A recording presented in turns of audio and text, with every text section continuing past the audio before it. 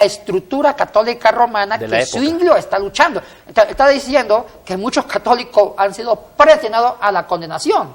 Entonces, también hay que ver que Zwinglio está luchando contra un sistema teológico de la Edad Media, del catolicismo antiguo y medieval. O sea que él está interpretando este pasaje también en base a las circunstancias históricas que está viviendo. Exactamente. Y posiblemente hay versículos que venían a la mente de Zwinglio, no todo el que me diga Señor, Señor será salvo. Exactamente.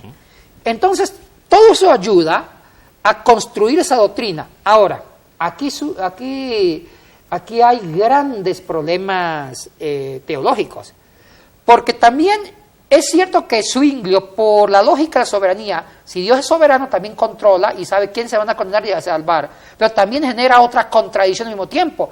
Entonces, esto quiere decir que la sangre de Cristo fue limitada, que Cristo vino a morir solamente por un grupo y no por el otro. Y no por el otro. Entonces, también se contradice con la teología que presenta Lucas, en Hechos y en Lucas, donde da a entender que la salvación es universal, y también se contradice con Isaías. Correcto, los cantos del siervo. Que también la salvación va a beneficiar a muchos pueblos no judíos, a todos universalmente. Entonces, también se va contradiciendo, diciendo que Cristo vino a morir por algunos y no por otros. Entonces, eso empobrecería la obra expiatoria de Jesucristo. Es exactamente lo que estaba pensando Yatensi, ¿no? Si tomamos el pensamiento de Ulrich Zwinglio en Romanos 8, 29 y 30, y si vamos a especular como teólogos que somos, ¿verdad? Cuando Cristo estaba en la cruz, ¿en qué estaba pensando? ¿Estaba pensando en morir solo por lo que su Padre ya había destinado para salvación?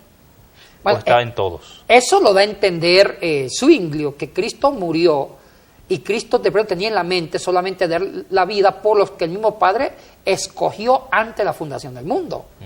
Y no por todos. Entonces, ya nos estamos metiendo a un reduccionismo de la cristología lucana e inclusive paulina, porque Pablo tuvo una obsesión por predicar el evangelio de los gentiles con el concepto de una salvación universal. Entonces, si aceptamos la predestinación de Zwinglio, quiere decir que Cristo murió por algunos, por los electos, y no derramó la sangre por los reprobos. Entonces, ya es una contradicción, porque vuelvo a repetir, porque Lucas presenta que la sangre de Cristo es universal. Él murió por todos nosotros. Y si murió por todos nosotros, Zwinglio se está contradiciendo con las Escrituras, que da a entender que la sangre de Cristo, la obra expiatoria de Cristo, es universal. Pero por otra parte, Yatensi, la postura de Zwinglio es bastante contundente, porque la Biblia sí habla de un Dios soberano. La Biblia sí habla de un Dios omnisciente que todo lo sabe. Y si es así, entonces Dios también conoce el futuro de la humanidad. Y si es así, entonces todos ya estamos destinados. O sea, lo que dice Zwinglio no es antibíblico. No, es lógico. Pero también miremos la postura. Si aceptamos a Zwinglio, que hay reprobos y electos, que hay algunos que fueron predestinados para salvación, otros para condenación, hay un problema. Entonces quiere decir que la sangre de Cristo fue limitada para algún grupo de electos. Ahí ya abrimos una caja de Pandora, que Gabriel, eso me encanta. Tenemos un problema bien serio que hay que resolver. Hay que resolverlo. Y de repente estamos conversando aquí tranquilamente esto, y a lo mejor tú eres reprobo. O también yo. y también los grandes evangelistas. ¿Quién sabe eso, Yatensi? Ay, mire, yo le he dicho a mis alumnos cuando me hacen preguntas, ¿quiénes son salvos y quiénes no salvos? ¿Y sabe qué digo yo? Eso que le conteste Dios. Y yo a veces felicito a los osados, que ya se atreven a decir quiénes son salvos y quiénes no son salvos. No, esas son respuestas muy divinas, que mis neuronas no alcanzan para. ¿Tú no te atreves a formular quién es salvo y quién no? No. Hay cosas que le compete solamente a Dios. Hay áreas, la salvación le compete solamente a mi amado Dios. Hay cosas que yo no puedo, porque, mire, dijo un gran maestro mío, dijo una cosa que realmente hasta el día de hoy nunca olvido. Cuando alguien le hizo una pregunta, si Hitler estaba o no estaba en el cielo, o se condenó, él dijo, mire, no me atrevo a contestar esa pregunta. Esa pregunta que la contesta el mismo Dios. ¿Por qué? Porque hay áreas, porque no todo de Dios podemos saber. Porque Dios es perfecto y yo soy imperfecto. Y el día que yo, como hombre imperfecto, con una mente chiquita, trate de descifrar los misterios perfectos de Dios, ya Dios deja de ser Dios y se convierte en un objeto manipulable de mi razón. ¿Qué es lo que hace que Dios sea Dios? que Dios todavía maneja mucho misterio, que mi mente nunca va a alcanzar a descubrir ese misterio tan perfecto de Dios. Entonces, hay áreas de Dios como la salvación que yo no alcanzo a saberlo todo, sino partecitas. Porque el día que yo sepa todo de Dios, ese día Dios dejó de ser Dios y se convirtió en un ratón de laboratorio de mi mente. Y es una gran verdad. Yaten, si es posible, estaba pensando en esto, ¿es posible conciliar estas dos posturas, la teología de Lucas de la salvación universal y la postura de Ulrico Zwinglio? ¿Es posible que, a pesar de que Dios sepa quiénes son salvos y quiénes no, lo cual no significa que los destinó, pero a pesar de que Dios sepa, es posible que el ser humano pueda revelarse a ese destino? ¿Es posible que el ser humano, a pesar de, quizás, saber Dios que está destinado para perdición, revelarse y decidir pasarse al lado o al bando de los salvos? Ahora, aquí nació la contrarrespuesta de Ulrico Zwinglio, llamado Jacobo Arminio. Ah, nuestro amigo Arminio, que representa una ala del protestantismo. Y una ala poderosa también. Poderosa en la parte más de los Países Bajos, sobre todo Holanda. Él no quedó contento con esto.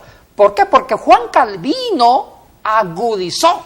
Claro. Juan Calvino profundizó la predestinación propuesta por Zwinglio. ¿Qué hizo Juan Calvino? Juan Calvino le dio un fundamento diferente a Zwinglio. ¿Cuál fue el fundamento? La providencia. Dentro de la providencia sustentó Juan Calvino el tema de la predestinación. Pero aquello es increíble. Juan Calvino tuvo muchas más acogidas que Lutero y que Arminio. Que Lutero, que Arminio, que Zwinglio. Y la teología calvinista de la predestinación de Juan Calvino tuvo presencia en Suiza, en la Reforma Anglicana en Inglaterra, tuvo presencia en la Iglesia de Escocia, y ahí se originó los presbiterianos. Así es. Bueno, importante, según lo que yo estaba leyendo en historia, ¿verdad?, que en ciertos países de Europa a los presbiterianos se les conoce como reformados, sí, mientras que en nuestra América Latina más se les conoce como iglesias presbiterianas. Exactamente. Iglesias que respetamos mucho, porque tenemos amigos también, ¿verdad?, ahí. Ahora, Juan Calvino implantó esa doctrina en el dominio de Ginebra. Mire, cuando él estuvo en Ginebra, gobernando la ciudad junto con Guillermo Farel, hacia el año de 1536, 1538, inclusive esa teología la volvió política, donde dijo, bueno, los electos que ya son salvos tienen que comportarse como electos. Ay, Gabriel, confesionaron leyes que ellos mismos ni siquiera la cumplían, junto con Guillermo Farel. Es que Juan Calvino era radical realmente. ¿Sí? En su biografía vemos que el hombre era sumamente fuerte en sus principios. ¿Y por qué hizo estas leyes de disciplina? Y resulta que el gobierno de la ciudad ya eran cristianos, reformados, y seguían la línea de Calvino. Entonces, entre los años de 1536 a 1538, con Guillermo Farel y Juan Calvino dijeron, mire, los electos deben vivir una ética de electos. Nada de vino, nada de juegos de azar, nada de baile, nada de mundo. Se van a comportar como los elegidos y predestinados por Dios. Entonces Guillermo Farel dijo una pregunta a Juan Calvino, ¿y qué pasa con los reprobos? Ellos también están obligados a cumplir con las leyes que tú mismo has diseñado. Digo, sí, porque también los reprobos, mientras que estén viviendo en la tierra, deben comportarse sanamente, aunque se condenen. O sea que también le aplicó a las leyes a los que supuestamente se iban a condenar. Pero aquí hay un problema, Yatensi. ¿Cómo saber quiénes son electos y quiénes son reprobos? Bueno, precisamente estuvo las leyes que inventó Calvino. Cuando se daban esas leyes, dijo Calvino, ya las personas que no puedan cumplir con las leyes, ya son personas que están diciendo que son reprobos. Y a ellos le aplicaban, inclusive muchos de ellos fueron expulsados. Los que daban síntomas de no cumplir con las leyes que Juan Calvino y Guillermo Farel sacaron, eso era un síntoma de un reprobo. Y los reprobos eran repatriados, eran sacados de Ginebra. O sea que la predestinación calvinista tuvo efectos políticos en Ginebra. Correcto. Muy interesante, estamos llegando prácticamente al final del programa, Yatensi. Creo que ha sido muy edificante esta conversación, pero hay muchas preguntas, tengo muchas preguntas todavía en mi cabeza y sé que hay gente que nos está mirando, que tiene muchas preguntas. Es posible que haya gente también, Yatensi, que base su doctrina justamente en esto de la predestinación. Nuestra intención no es aquí dividir ni polemizar, sino más bien hablar de la parte exegética de lo que es la predestinación. ¿Qué consejos, qué ánimos tú le das a esas personas? Ahora, hay un problema serio sobre esto, Gabriel. Jacobo Arminio reaccionó violentamente. Es cierto, y eso lo veremos en el próximo programa, porque no alcanzamos ahora. Sí, yo creo que porque nos falta ver la postura de Arminio, que fue la contraparte de la ala protestante sobre esto. Mire, y hay una cosa en Calvino. Calvino fundamentó su teología con lo que se llamó la gracia irresistible. Que era imposible La resistirse gracia a Dios. irresistible era una voluntad soberana que se imponía sobre el que era elegido. Así Supongamos, Juan Pérez fue elegido para ser electo, salvo. Pero Juan Pérez era un borracho o un pecador que mostraba obras de reprobo. Entonces dice Juan Calvino, la voluntad de Dios, la voluntad salvadora de Dios, se impone sobre la voluntad de Juan Pérez. de Juan Pérez. Entonces hay una gracia Que no irresistible, se puede, que no puedo resistir, correcto. que la voluntad humana no puede resistir ante Dios y termina haciendo obras de todo electo. Entonces eso Arminio dijo, no lo acepto. Bueno, muy interesante, pero el siguiente programa estaremos viendo lo que Yatensi nos está diciendo respecto a Jacobo Arminio.